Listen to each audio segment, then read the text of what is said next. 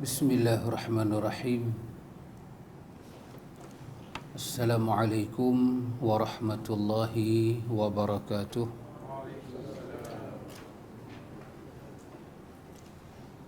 Alhamdulillah. Alhamdulillahi wahdah la syarika lah. Lahul hukmu wa lahul hamdu wa huwa ala kulli syai'in qadir. Allahumma salli wa sallim ala nabiyyina Muhammad wa ala alihi wa sahbihi ajma'in. Allahumma atina anfusana taqwaha wa zakkiha anta khairu man zakkaha anta waliyuha wa maulaha. Amin Allahumma amin. Amma ba'd. Ikhwatul iman, ikhwatu fid din, a'azakumullah wa uhibbukum fillah. Usikum wa iyaya bitaqwallah faqad faza man ittaqa. Alhamdulillah, alhamdulillah, summa alhamdulillah. Ikhwan, dengan limpah kurnia daripada Al-Aziz Ar-Rauf, kita sambung kelas kita syarah kepada Hisnul Muslim. Kita masuk pada muka surat 74. Kita masuk bahagian ini, zikir dan doa ketika bangun tidur. Minggu pertama kita baca belah sana, minggu ketiga kita baca belah sini.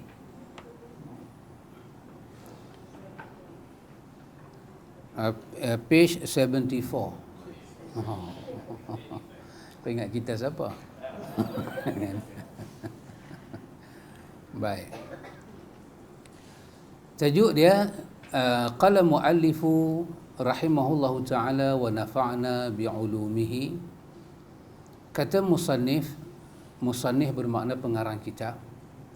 Dia kata zikir dan doa ketika bangun tidur. Saya fikir kita dah jelas ada makna zikir dan doa kan. Kita dah bincang dah apa makna zikir, apa makna doa.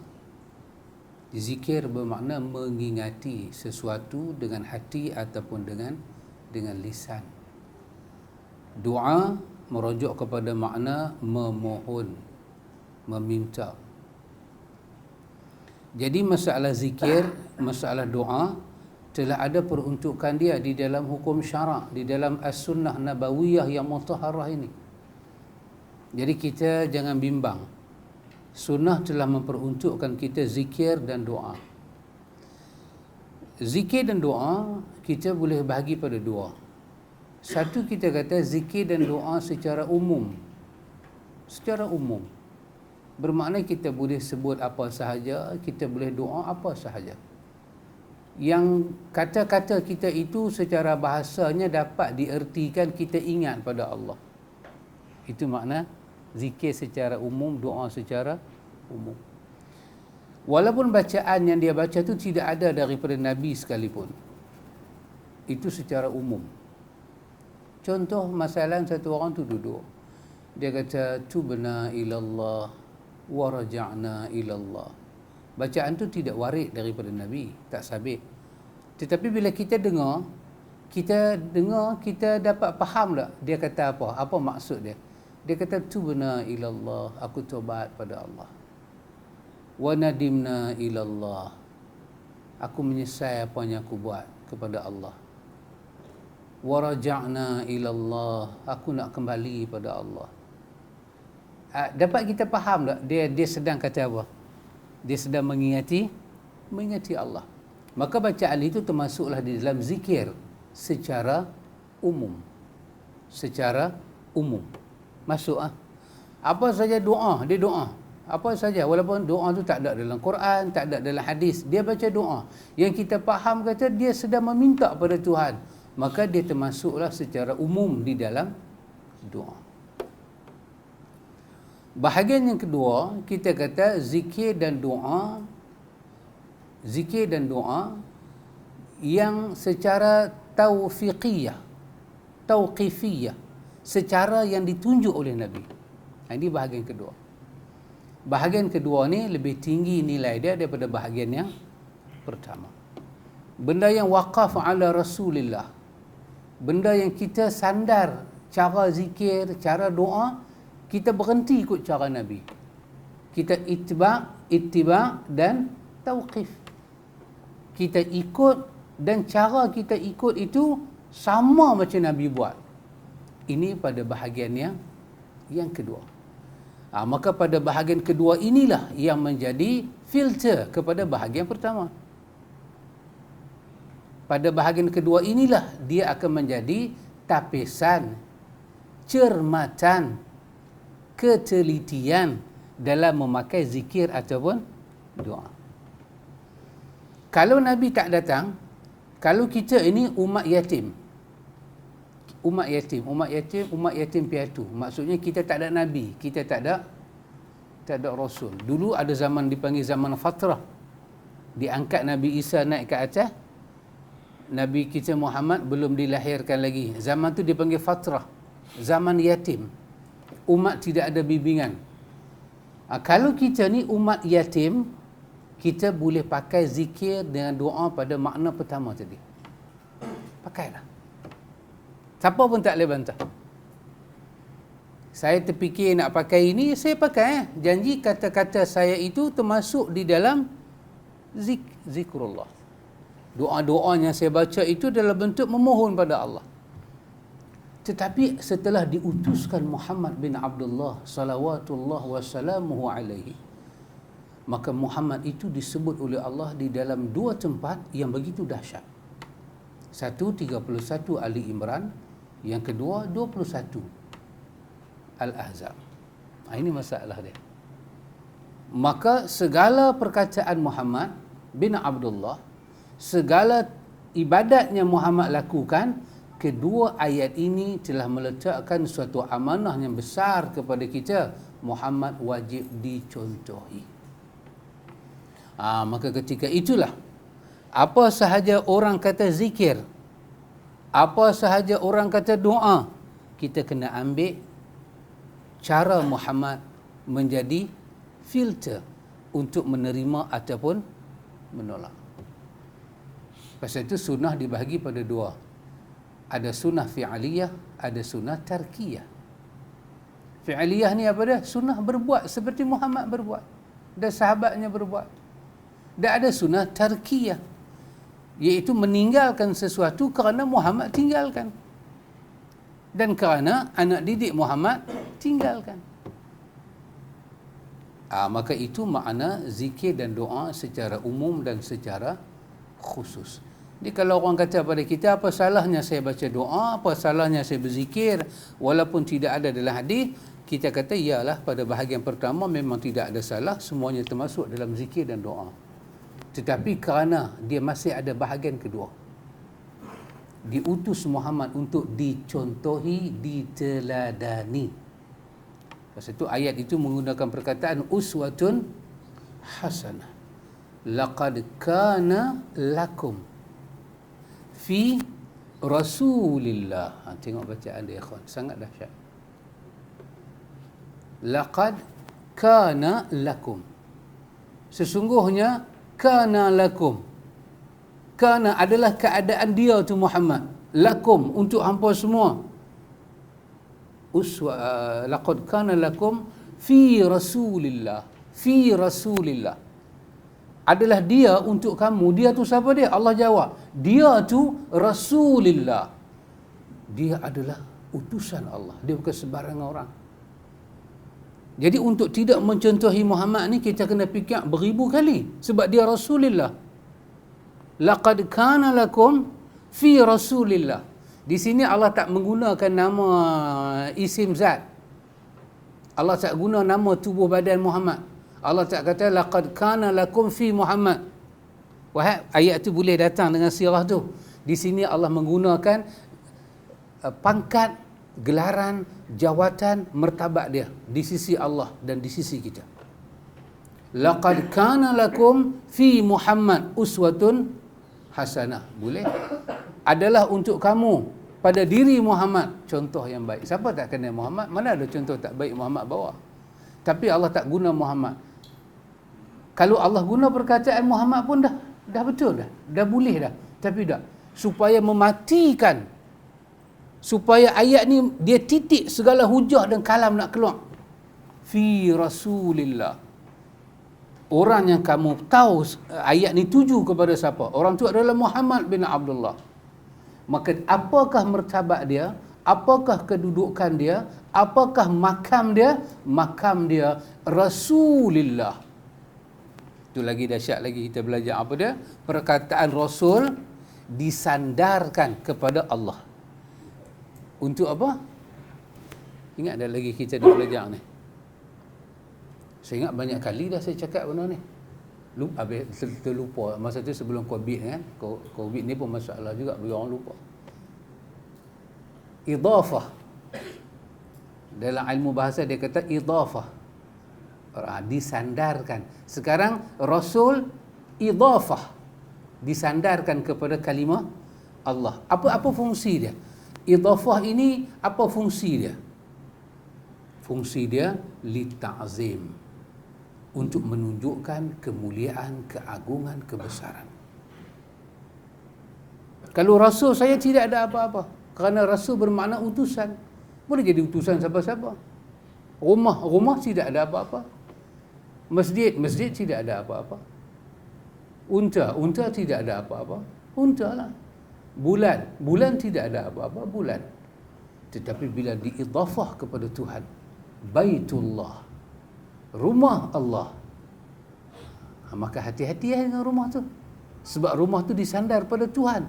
Tuhan ini Jalla Jalaluh. Kita kata Subhanahu wa ta'ala. Allah Ta'ala itu Azza wa Jalla.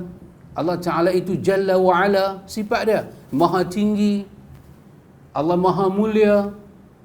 Maka bila kata Baitullah, rumah Allah, rumah tu sangat mulia. Hati-hati. Tak mau pi ke, nak pi ke, hati-hati. Rumahnya mulia, mesti ada tahiyat, penghormatan dia. Syahar, bulan, tak ada apa-apa. Tapi bila kata Syahrullah Al-Muharram, bulan Allah, bulan Muharram, hati-hati. Ini bukan sebarang bulan. Kerana disandarkan kepada Tuhan punya bulan Allah. Masjid, tidak ada apa-apa. Masjidillah. Hati-hati ya. Kerana masjid itu tempat sujud untuk Allah. Maka hati-hati. Unta, naqatun, unta, tidak ada apa-apa.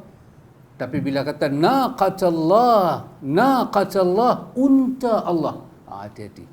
Jangan usik unta tu, jangan pukul unta tu, jangan sembelih unta tu. Sebab dia disandarkan kepada kemuliaan Allah.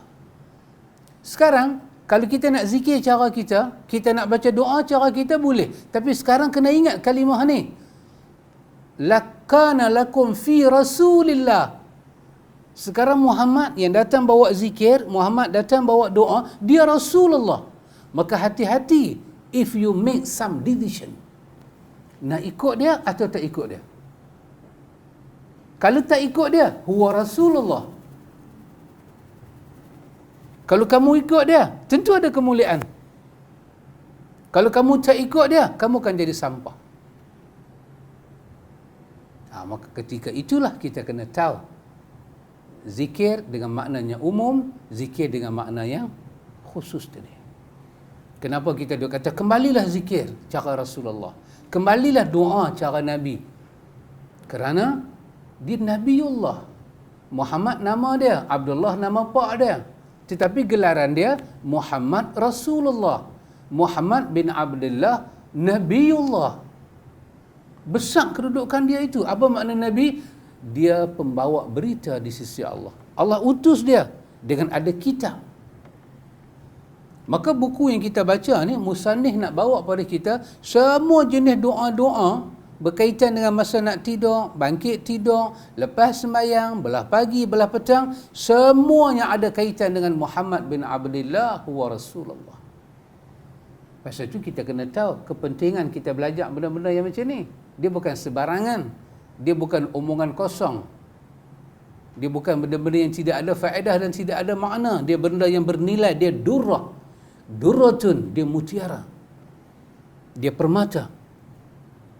Boleh Mamang? Jangan duduk herok lama sangat untuk bagi straight. Mamang saya ingat, keponakan pun saya ingat. Hati-hati memang. Baik. Musannif rahimahullahu ta'ala dia nak bawa pada kita ikhwan, dia kata zikir dan doa ketika bangun tidur. Bermakna zikir dan doa ketika bangun tidur yang diambil daripada Muhammad bin Abdullah. Bermakna ikhwan, hak ni ada nilai. Hak ni ada nilai ni, benda bernilai. Lain daripada ini kita boleh buat perbincangan lain. Benda tu ada nilai ke tak ada nilai. Tapi yang ni confirm. Sangat ada nilai. Kata musannif, alhamdulillahilladzi ahyana ba'dama amatana wa ilaihi nusyur. Terjemahan dia, segala puji bagi Allah yang telah menghidupkan kami kembali setelah sebelumnya mematikan kami, dan hanya kepadanya lah kami dikumpulkan pada hari kebangkitan. Ini dalam riwayat Bukhari dan Muslim.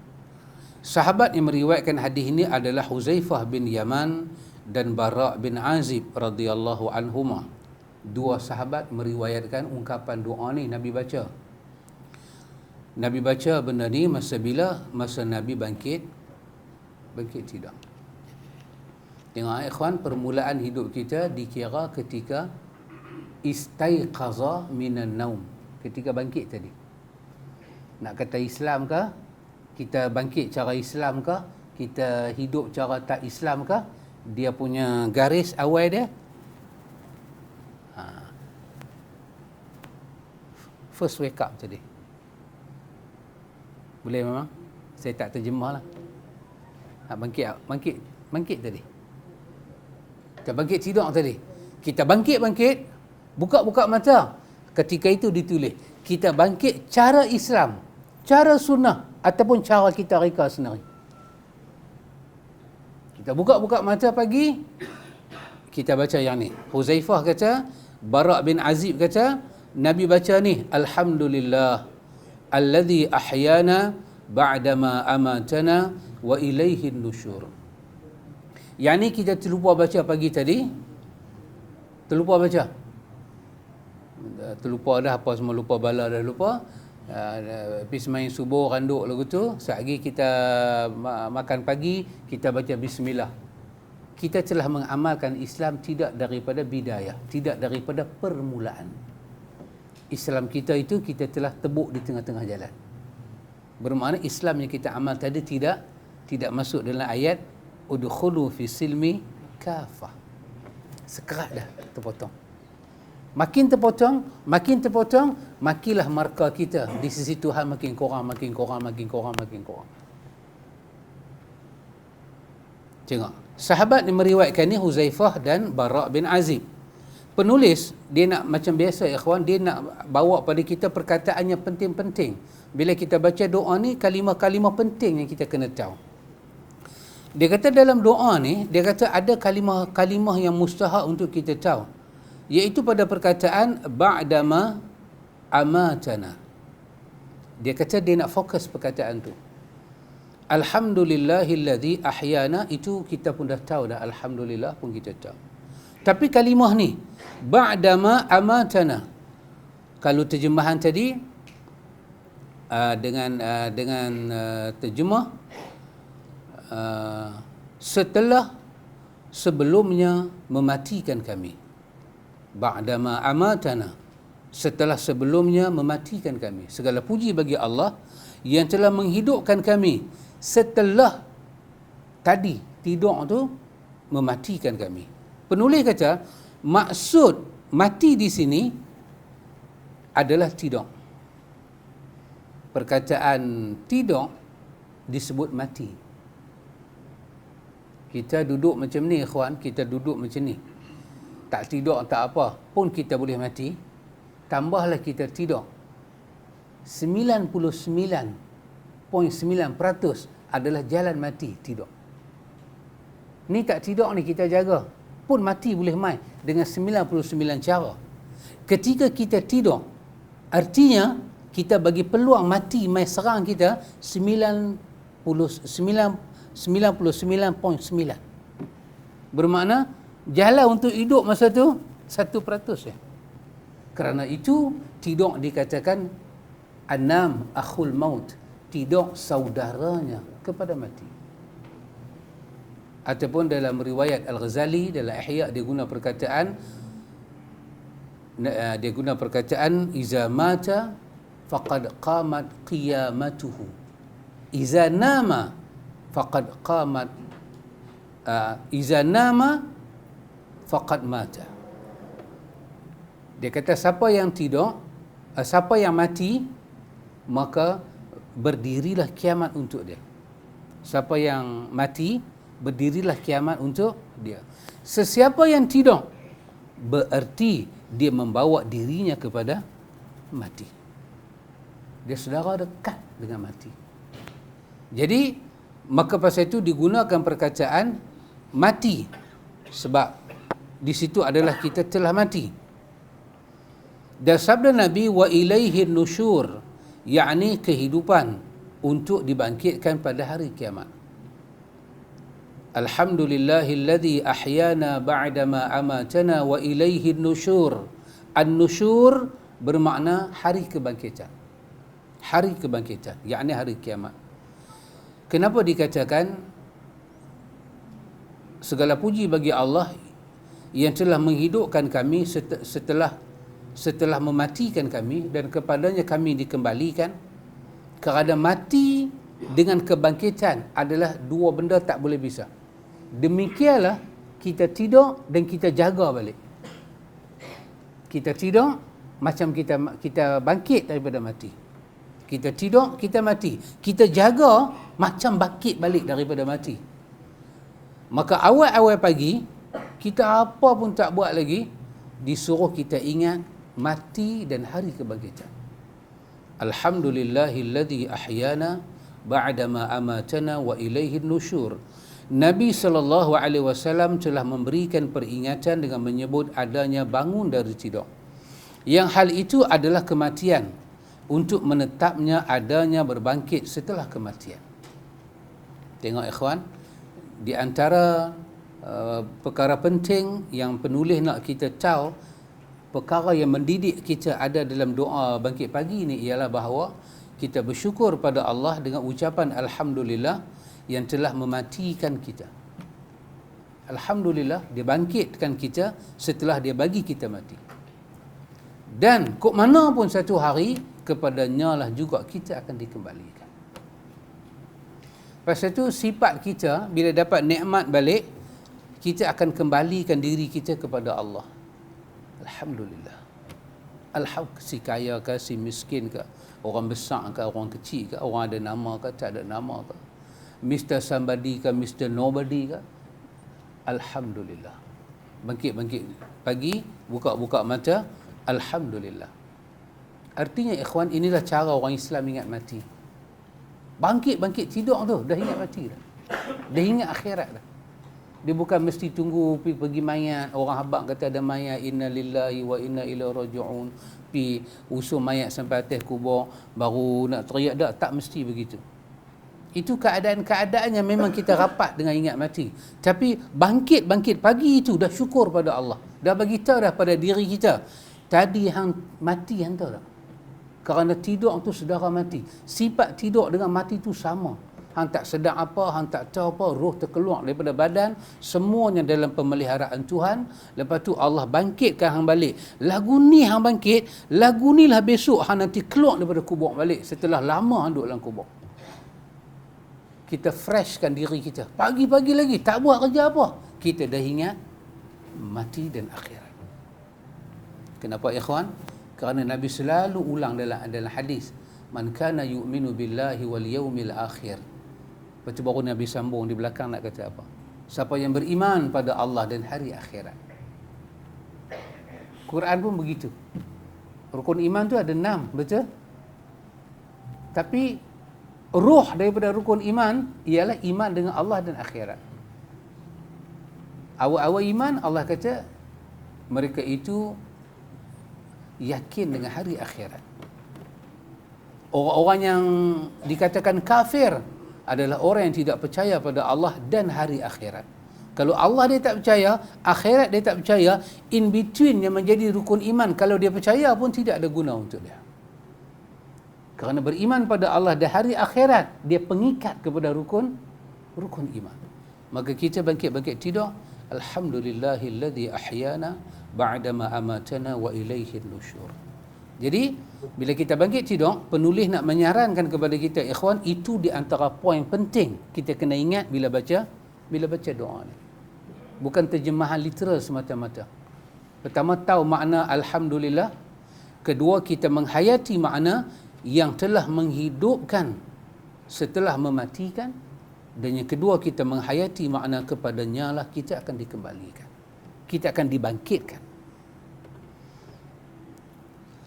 Kata muallif rahimahullahu ta'ala, la ilaha illallah wahdahu la syarikalah, lahul mulku wa lahul hamdu wa huwa ala kulli syai'in qadir, subhanallah walhamdulillah wa la ilaha illallah wallahu akbar wa la hawla wa la quwata illa billahil aliyyil azim rabbi ighfirli. Terjemahan dia,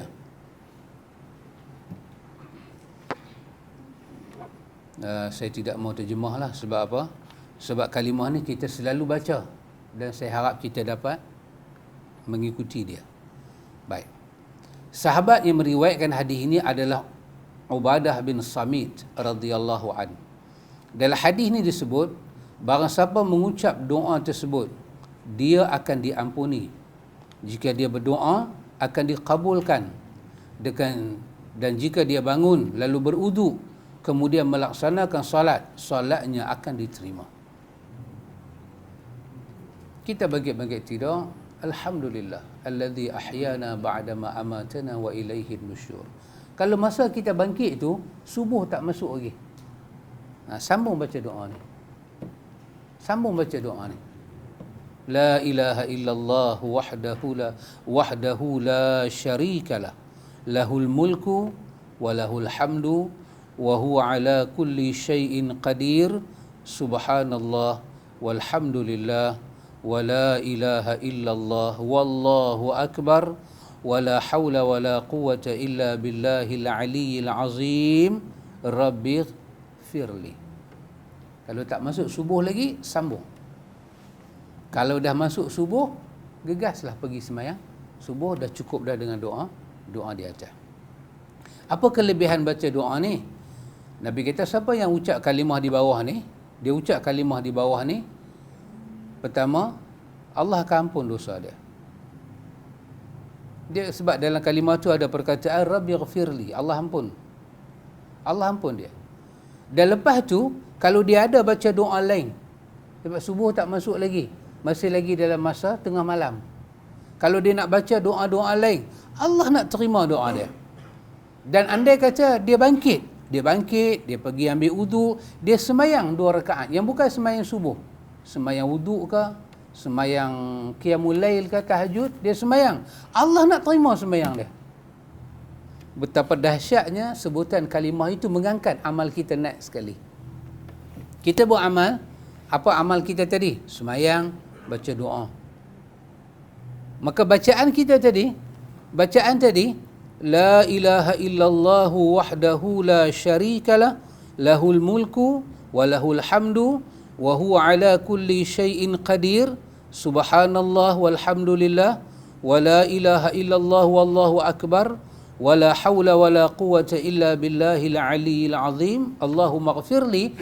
Kalimah ini ikhwan, sebesar-besar kalimah dia, kalimah tauhid, dia himpit amal kita, angkat naik ke langit. Dan dia tidak akan berganjak selagi Tuhan tak terima apa kita sebut dan apa kita buat. Ini menunjukkan apa ikhwan? Betapa besarnya kalimah thayyibah di atas segala kalimah. Betapa besarnya ucapan taibah, ucapan menyaksikan keesaan Tuhan. Tengok, dia penuh dengan ucapan Islam, ucapan tauhid. Tengok, sabda Nabi, penulis nak fokus kepada bab ni. Hadis yang kita baca ni adalah hadis daripada Imam Bukhari dan Ibnu Majah. Penulis kata dia nak fokus kepada benda penting dalam kalimah ni, iaitu dia nak fokus kepada sabda Nabi, la ilaha illallah. Itu awal kalimah.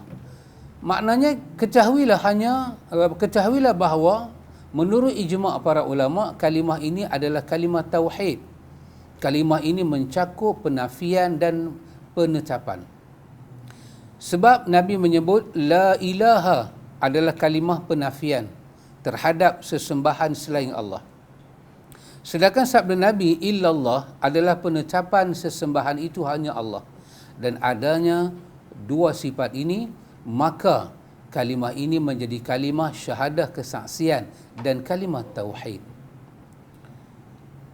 Khabar kalimah la yang berfungsi untuk penafian jenis tersebut dihilangkan. Asumsi lengkapnya adalah la ilaha haqqun atau bihaqqin. Tidak ada ilah yang benar atau dengan benar melainkan Allah. Ini kaedah bahasa Arab lagu tu lah, ikhwan. Kalimah ni asal kalau kita nak tulis la ilaha illallah tu, la ilaha illallah, la ma'buda bihaqqin illallah. Dia panjang. Maka ada benda di sisi yang Ustaz Nabak baru ni hazaf, kan? Dihazaf. Boleh dibuang dalam bentuk tulisan, tapi dia kekal dalam bentuk makna. Contoh, wal asri wasyamsi wadduha wal fajri wattin wazaitun. Asal punya tulisan dia bukan watin, bukan wal asri. Asal tulisan dia wa rabbul asri. Di situ ada kalimah rabb. Wa rabb al asri. Wa rabb at-tin. Artinya demi Tuhan yang menjadikan masa, demi Tuhan yang menjadikan buah tin. Tapi dia hazaf, dia takdirkan. Sebab itu bahasa Arab ni dia kaya dengan teknik-teknik bahasa. Maka bila dia pakai waw sumpah, maka kalimah rabb itu tersembunyi automatik secara tak nampak. Tapi bila kita terjemah, dia ada. Bila kita tulis, tak perlu tulis panjang. La ilaha illallah. Kalau kita tulis panjangnya, la ilaha haqqun. La ilaha haqqun. Ataupun la ilaha bihaqqin illallah. Tidak ada yang hak diibadahi dengan ibadah yang benar melainkan Allah. Maka dipendekkan tulisan jadi la ilaha illallah. La ilaha illallah. Tapi bila kita terjemah, dia wujud dalam terjemahan, dia tak wujud dalam tulisan. Sebab tak perlu. Arab ni dia boleh pendekkan tulisan dia macam tu. Maka kerana itu kalimah ini adalah sebesar-besar kalimah. Bila satu orang tu kata la ilaha illallah, maknanya dia kata la ilaha haqqun, tidak ada ilah yang benar melainkan Allah. La ilaha sama la ilaha bihaqqin sama dengan makna la ma'buda bihaqqin illallah. Tidak ada yang disembah dengan sembahan yang benar melainkan hanya kepada Allah. Siapa-siapa yang tak sembah Allah bermakna dia salah. Dia sembah benda yang salah. Jadi pagi-pagi lagi ikhwan, kita bangkit, kita dah ucap dah kalimah yang mengagungkan Tuhan. Kita dah bagi tahu dah, kita akan sembah Allah. Dan siapa yang sembah selain Allah, sembahan itu bukan hak, batil, tertolak, syirik. Hanya menyembah Allah sahaja yang benar. Penulis kata dia nak fokus pada perkataan itu. Kenapa ganjaran dalam hadis dikatakan sebesar itu? Kerana kalimah yang kita ucap itu adalah kalimah yang besar di sisi Allah. Sabda Nabi, la syarika lahu, merupakan penguat ucapan beliau yang Maha Esa. Kerana sesuatu yang tunggal tidak memiliki sekutu. Perkataan la syarika lahu, la ilaha illallahu wahdah, la syarikalah. Dia sebagai penguat kepada makna la ilaha illallah. Apakah maksud la ilaha illallah? Hanya Allah saja kita ibadah dengan ibadah yang benar. Kenapa? Kerana la syarikalah. Kerana tak ada sekutu. Bila disebut la, tadi penulis sebut di awal tadi, apa dia kata? La itu sebagai kalimah menafikan jenis. Perkataan la tu, lam alif tu nama dia nafi li jinsi. Dia menafikan semua jenis ibadah yang diberi kepada Allah. Tidak dan tidak dan tidak. Tidak boleh dan tidak. La. Tidak ada jenis ilah, sesembahan yang layak disembah. Tidak ada satu jenis sembahan yang betul dalam dunia ni. Yang orang duk bagi cara ibadat, orang duk pergi. Tak boleh.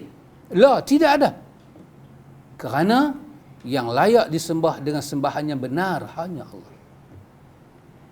Ikhwan, kita ni orang Melayu, beranak daripada uri Melayu. Beranak-beranak kita makan benda manis. Mak kita belah mulut dengan cincin mai.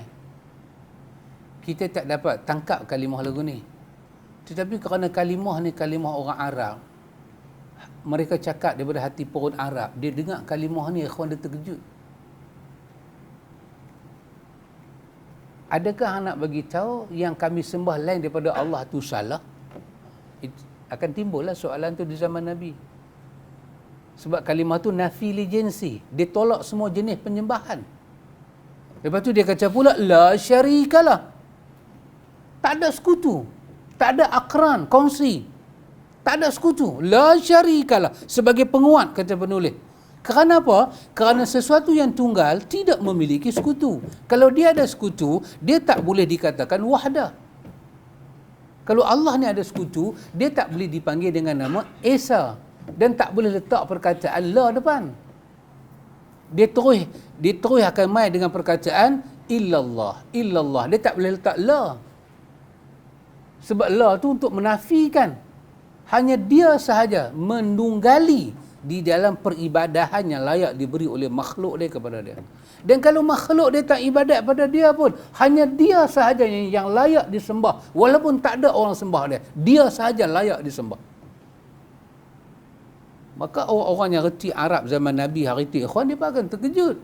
Dia pun sembah benda-benda lain sebelum ni begitu punya banyak, beratus tahun, dia pun akan tanya, apa ni? Dan yang hang kata benda ni, ini bukan masalah budaya kami. Ini bukan masalah melibatkan kami punya makan adat resam. Ini melibatkan kepercayaan kami, sembahan kami. Anak memang ke? Yang budak tu lah kan, dia katakan dia hafal Quran 15 juzuk. Saya tanya sepatah. Kelab malam tu pun nama apa? Komedi Club. Kelab malam tu pun nama Komedi Club. Nama pun komedi.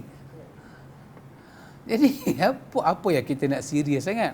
Tapi saya tanya satu soalan. Please answer my question from your heart, from your soul.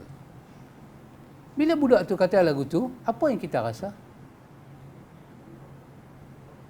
Kita rasa. Dia kata dia daripada keluarga Islam, mengamalkan Islam, dia belajar sampai 15, dia katalah dekat video yang kita tengok dekat tu lah. Lepas tu dia tarik baju kurung dia lempar api, dia pakai lagu tu lah. Lepas dia komedi lah, komedi. But kita tengok tu, kita rasa apa? Dia kata dia hafal Quran 15 juzuk, bapak dia ajak dia Islam semua, dia mengaji sana, dia mengaji sini, lepas tu dia buka baju dia. Dia buang tudung semua, dia buka. Kita tengok rasa apa? Itu saya nak tahu rasa apa? Geram. Ada rasa geram? Rasa geram. Rasa dia hina Islam. Saya nak tanya satu soalan. Kenapa perasaan tu ada dalam hati kita? Dia bukan kata, I nak buang tudung ni sebagai bukti I hina Islam. Dia tak sebut pun. Tak ada satu ayat dia kata. Perbuatan dia. Ha? Apa benda? Apa tu? Iman. Tu mak kita. Kita sensitif kerana iman kita. Ya betul ikhwan. Kalau dia pergi high court, dia kan pergi mahkamah syariah, pergi high court. Mahkamah syariah dia dah kenal dah RM3,000. Dia dah kenal dah. Dia dah kenal dah. Dia menghina Islam kan. Dia pergi mahkamah high court. Dia kata, ini saya punya hak lah. Saya, dalam kalimah saya tu, kalau nak pergi high court, nak kata dia hina Islam, tak ada word dia hina Islam. Tak ada perkataan dia hina Islam. Dia cuma bagi tahu dia hafal 15 juzuk. Tidakkah dulu ada orang pergi jual tudung dalam kelab? Ada orang jual tudung dalam kelab malam. Dia nak ajak orang pakai tutup aurat kan dulu. Zuk tak silap saya zuk. Dulu saya pun rajin pergi sana juga. Dulu sana jangan cerita lah dulu. Kan? Dia pergi jual tudung dalam kelab malam. Dulu lagi sebelum tu ada orang buat fashion, dikatakan fashion baju dia syariah, compliant syariah dalam kelab malam. Baju tulis Allah Muhammad. Tapi sana terbuka, sini terbuka. Apa kata Cikgu Jamil? Bukan Cikgu Jamil, Cikgu Syahri. Bini dia kata kekanda di medan perang, adida di medan seni kan. Dia angkat kepala, lelaki dia duduk di depan. Oh, ni sekolah dia kata. Ni semua anak murid lah. Oh, depan aku pakai tudung jalan. Belakang aku buka sana, buka. Bini aku kan ni, perempuan kebret. Soalan dia, apa yang dia rasa? Saya tak hina Islam pun. Saya bangga. Saya hafal 15 juzuk. Saya bangga. Ikhwan, bila Nabi bagi tahu kepada orang bukan kepada masyarakat masa itu la ilaha illallah, dia pun rasa macam kita rasa. Apa ni Muhammad? Hang nak sentuh apa ni? Apanya hang sentuh ni? Hang pergi buka tudung lagu tu, hang nak bagi tahu apa? Sepatutnya hang masuk kelab tu, hang pakai mini skirt ke hang pakai apa? Hang masuk hang pakai tudung. Yang tu baru nampak macam betul, pakai baju kurung, pakai tudung. Hang kata saya nak pakai lagu ni. Dalam kelab ni saya nak pakai lagu ni. Saya tak mau pakai semua. Tapi dia pakai elok pi, dia buka lelondeh dalam kelab. Orang yang tengok terbahagi pada dua. Orang yang hore-hore lah. Ya, alhamdulillah. Besok kita kena azab sama-sama. Alhamdulillah. Ini semua yang tak tahu apa. Yang tahu makna agama, makna hafal Quran, makna Islam yang dia makna tutup aurat, luka hati. Orang musyrikin hak bawah ni yang tak tahu apa. Yang depa kata Tuhan, dia pun kata Tuhan. Depa ni tak rasa apa. Depa ni rasa hak Nabi kita tu logik.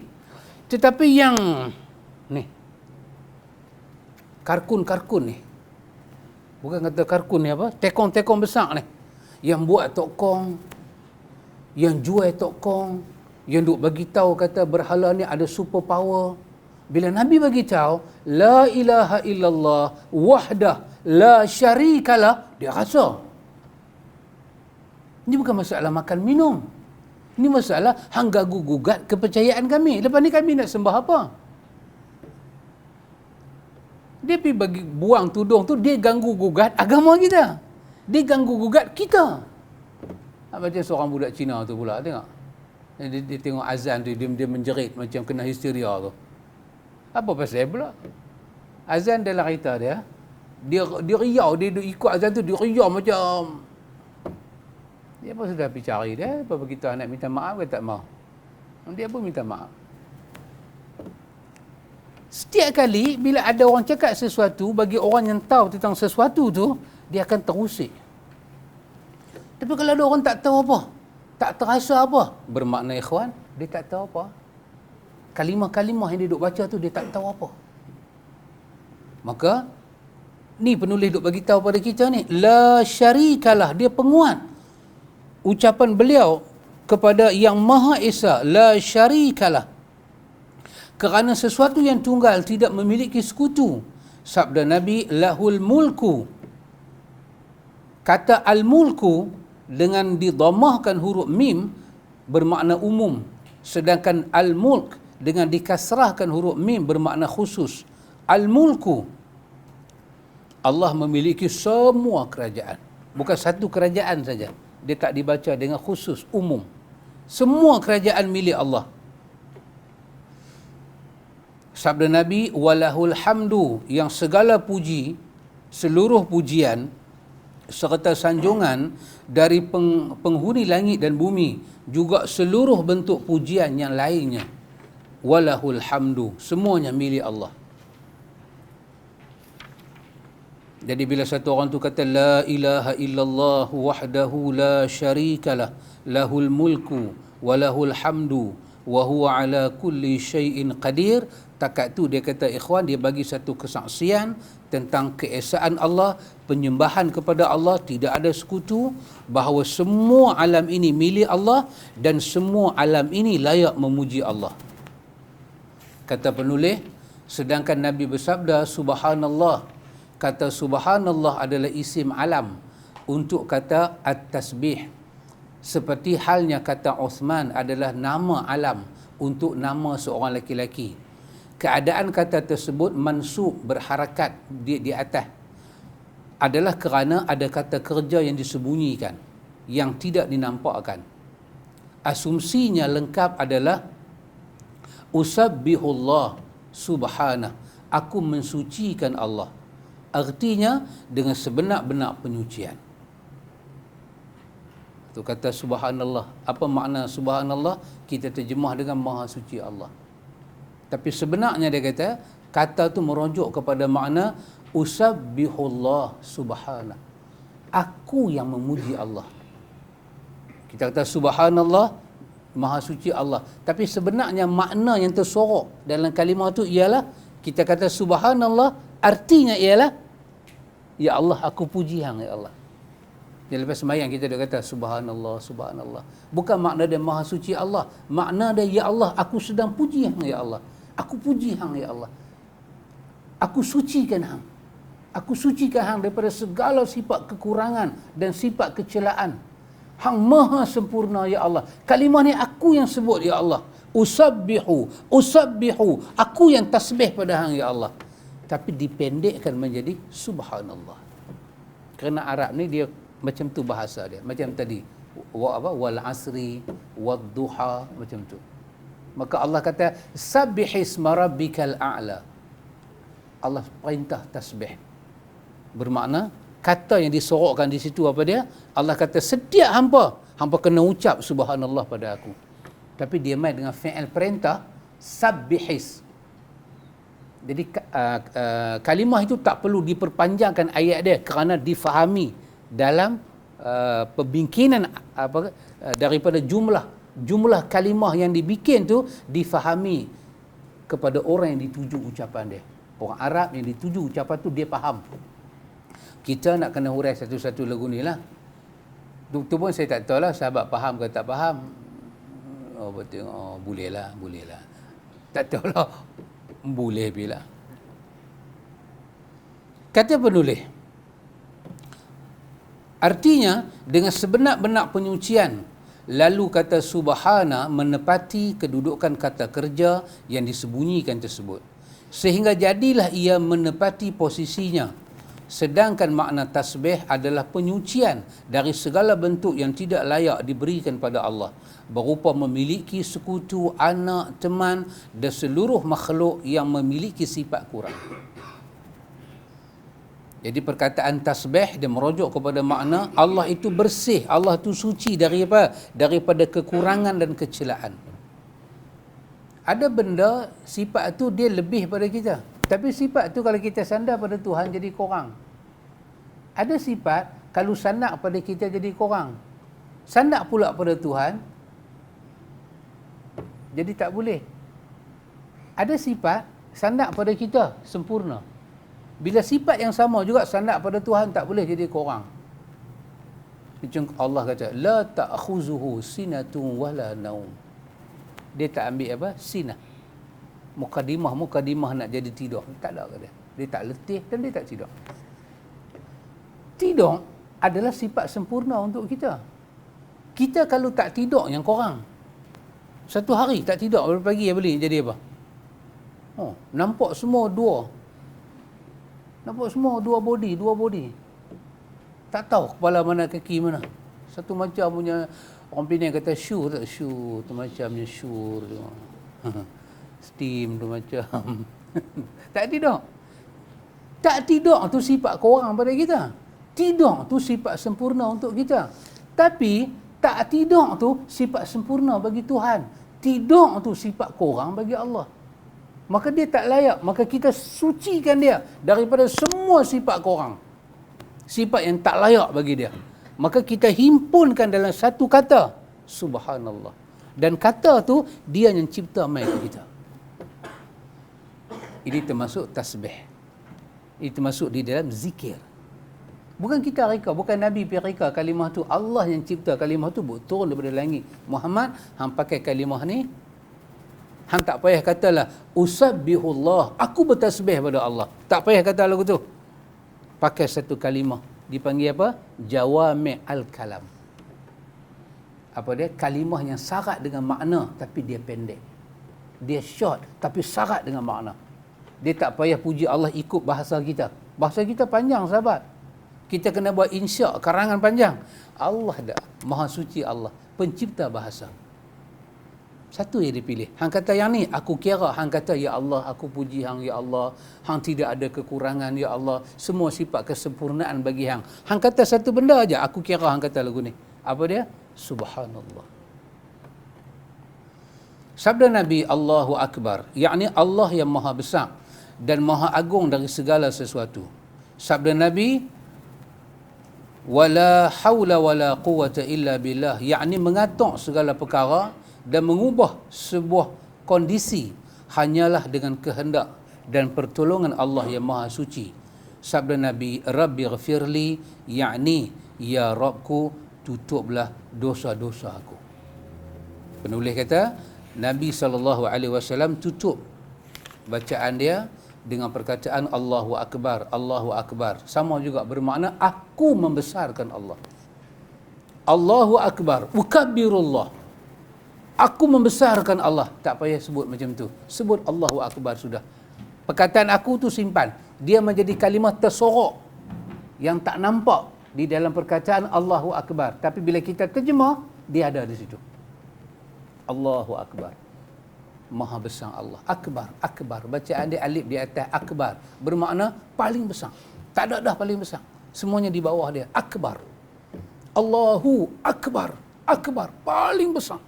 Yang lain tak boleh pergi dah.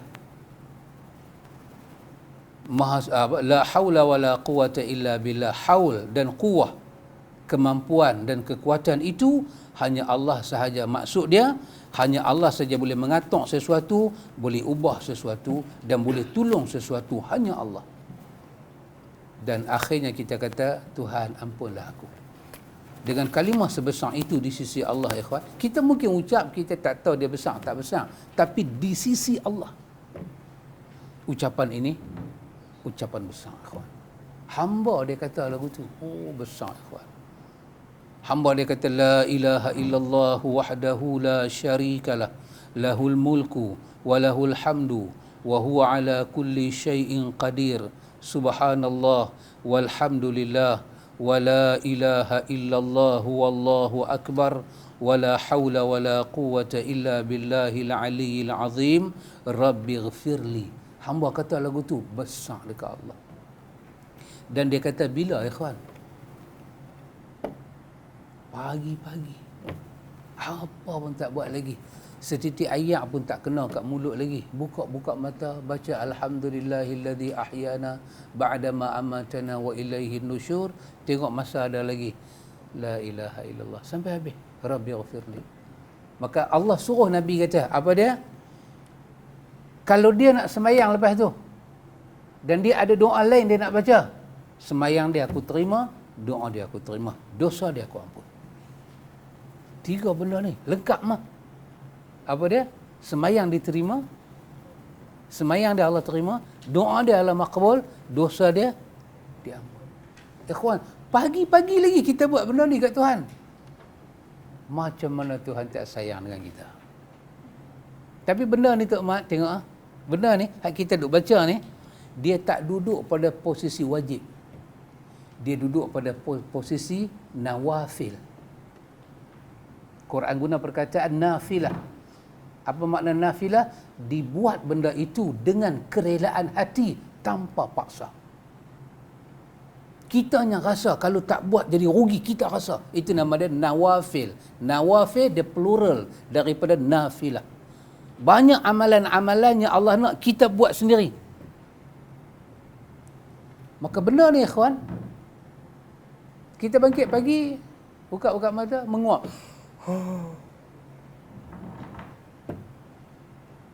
Tak ada apa. Tak ada apa. Tak ada apa. Berdosa. Tak ada apa. Cuma malaikat tulis kosong. Dia tak sebut nama Allah, dia tak ingat Allah, dia lupa kata Allah yang bagi dia hidup balik, tadi dia mati. Catatan itu berlaku. Tapi tak tulis dosa. Tapi rekod tu tulis. Tapi tak ada hukuman dia ambil. Ditulis. Esok kita tengok balik rekod kita. Dan doa ni dibaca masa bila? Masa bangkit, tidur tengah malam. Bukan tidur dalam kuliah ni. Tidur dalam kuliah, alhamdulillahillazi ahyana, dan itu tak masyhur. Ini tidur tengah malam bangkit pagi. Itu tempat dia. Tempat dia. Maka letaklah satu-satu doa sesuai dengan posisi dan kondisi. Jangan ubah. Jangan bangkit tidur, bismillah. Jangan. Dia jadi tak afdal. Bismillah afdal bila? Masa nak makan. Jangan ubah. Jangan pergi ubah. Bangkit tidur. Tak ada masuk pancung lagi. Tapi kalau dah tak tahan, lain bab lah. Yang tu semua emergency kan.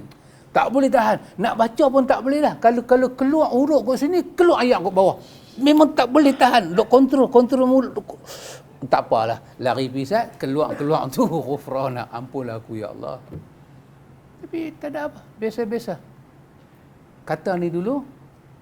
Baca doa ni dulu, zikir ni dulu, baru bangkit pi pancung, pi gosok gigi, pi apa, teringat nak ambil uduk, nak sembahyang sunat, lepas itu. Yang ni dulu. Kalau kita buat terbalik, kita tak dapat fadilat ni semua. Jangan bagi terbalik. Letaklah tempat dia pada kondisi dia, situasi dia, posisi dia. Ikhwan, kesimpulan kita belajar dua hadis ni, apa dia? Apa dia kesimpulan dia? Kesimpulan yang boleh kita ambil, apa dia? Satu ikhwan, kita tengok, kita bangkit tidur, saat ini kita ada projek besar nak buat, kita ada kerja besar nak buat. Allah nak kita ada hubungan muamalat dengan dia dulu. Allah didik kita tiap-tiap pagi sebelum kita mati macam tu. Hang bangkit, hang cari aku dulu. Hang bangkit, hang cari aku dulu. Hang bangkit, hang puji aku dulu. Hang ingat hari mati hang, hang ingat hari yang akan kembali pada aku. Allah ajak Nabi dia dalam satu doa yang macam tu. Rupanya, kita boleh buat pelajaran dia pada ikhwan. Nikmat yang paling agung adalah nikmat seorang hamba mengingati Allah dengan cara yang betul, pada tempat yang betul, dengan situasi dan kondisi yang betul. Ingat Allah satu nikmat, tapi ingat Allah dengan cara yang betul, satu lagi nikmat. Ramai orang dapat nikmat yang tak berpasangan. Dia dapat nikmat ingat Allah, tapi dia tak dapat nikmat ingat Allah dengan cara yang betul. Nanti kita akan tengok pula, di ujung sekali lagi kita akan tengok, nak tidur baca apa pula. Ni bangkit tidur kan? Pasal kita start dengan bangkit tidur. Tak lagi dia berjalan-jalan, dia pergi tak mana? Nak tidur. Dia akan sampai nak tidur. Nak tidur baca apa? Ada orang bagi petua macam-macam. Istighfar lah, taubat lah, minta ampun pada kaum muslimin, kaum muslimat lah. Sebelum tidur baca Quran lah. Sebelum tidur, macam-macam petua orang bagi. Kesemua tu betul. Kesemua tu amal baik.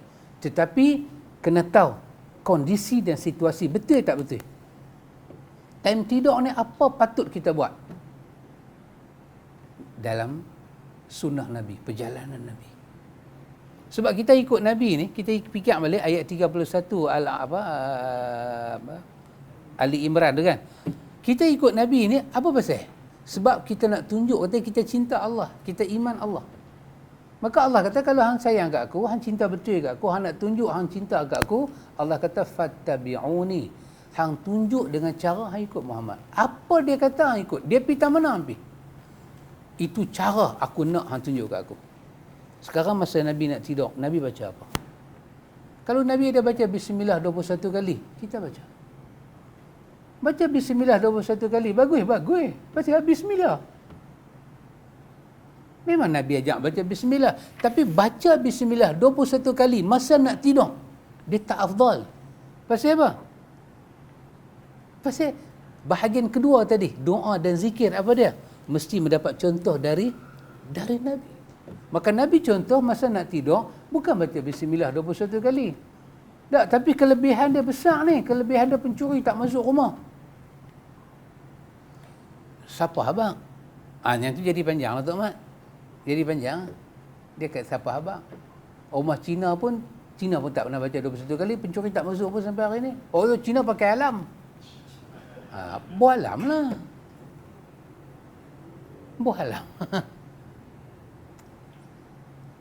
Yang tu maksud dia apa dia? Beramal dengan satu amalan yang benar dan amalan tu menepati kondisi dan situasi.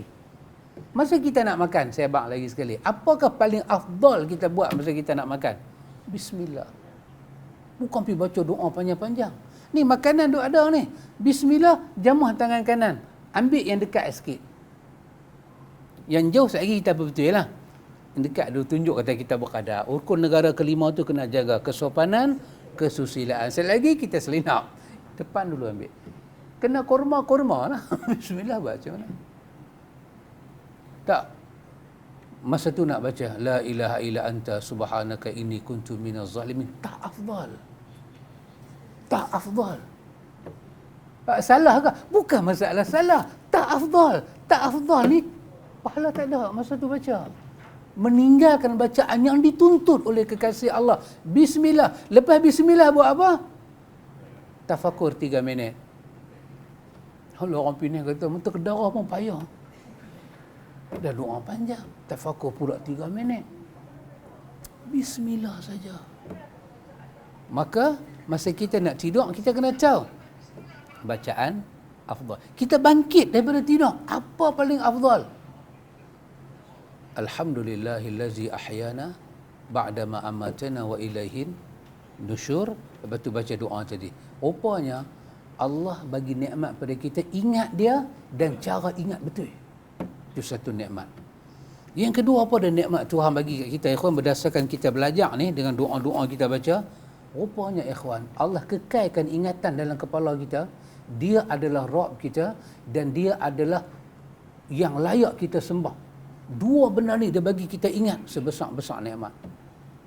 Kerana sentiasa kita ingat siapa Rabb kita. Dia apa makna Rabb? Siapa penjadi kita, pencipta kita, bagi rezeki kita, siapa yang boleh menghalang satu-satu kerja, siapa yang boleh bagi izin.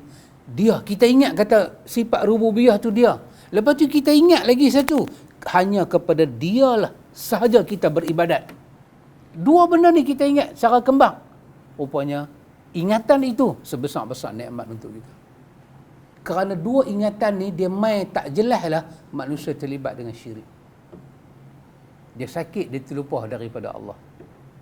Bila dia nak berubat, dia terlupa kemampuan dan kekuasaan Tuhan. Dan bila dia ibadat, dia tak sabar. Dia terlupa hanya kepada Allah ibadat, dia pergi kapit dengan benda lain. Dalam ibadat dia pergi dekat kubur, dalam ibadat dia pergi dekat keramat, dalam ibadat dia pergi dekat makam, dalam ibadat dia panggil orang tu, dia panggil orang ni. Dia terlupa hanya Allah, hanya Allah. Yang ketiga ikhwan, apa nikmat besar Allah bagi pada kita? Kita istiqamah di atas benda di atas. Itulah yang menjadi sebab kita tak terlibat dengan syirik. Besar nikmat ni. Pagi-pagi lagi seorang Muslim memulakan hidup dia macam ni. Allahu Akbar. Inilah kita punya bidayah pagi, permulaan bangkit pagi. Bangkit pagi kita start dengan ni, kita reti benda ni. Lepas ni penulis nak bagi tahu kata, selain daripada kita bangkit tidur, selain daripada kita baca alhamdulillahilladzi ahyana ba'dama amatana wa ilaihin nusyur, dia kata ada lagi satu hadis daripada Abu Hurairah, kata ada lagi satu doa lain. Alhamdulillahilladzi afani fi jasadi wa radda alayya ruhi wa adhina li bi zikrihi. Ada lagi satu doa. Doa bangkit tidur juga. Kita boleh baca tukar-tukar selang-seli. Dia nak cerita doa ni pun Nabi pernah baca juga. Kita nak kena hafal lah ikhwan, bukan apa nak kena hafal. Kita duduk bagi yang tu je kan. Alhamdulillah ada orang bangkit pagi, alhamdulillah. Cakap tu je. Kita tak habis, tu pun mujuk aku ingat. Alhamdulillah. Kira alhamdulillah jugalah kan. Nak kata apa? Kira alhamdulillah jugalah. Dia ingat. Lepas ni penulis akan bagi tahu, bila kita bangkit awal sikit macam Nabi selalu bangkit awal. Di samping Nabi baca doa-doa ni, ada lagi satu benda Nabi buat. Ini semua kira bangkit awal subuh tak masuk lagi. Di samping baca ayat-ayat tadi, doa-doa tadi, ni muka 77 tu ada satu ayat Quran pula, satu surah Nabi baca pagi-pagi. Pagi pula. Baca. Nabi baca ayat ni. Kita akan tengok ikhwan. Ni semua cara Nabi ikhwan. Bukan cara wali songo, bukan cara wali abdal, wali kutub, cara Nabi. Kita ambil hadis yang kita baca tadi ikhwan, takat ni kita baca Bukhari, Muslim. Bukhari, Muslim. Dan kita tahu siapa sahabat yang riwayat, dan kita tahu siapa yang mengesahkan hadis tu. Alhamdulillah ikhwan. InsyaAllah panjang umur, sihat badan ikhwan. Kita sambung pada yang ketiga itu insyaAllah. Wallahu ta'ala a'lam.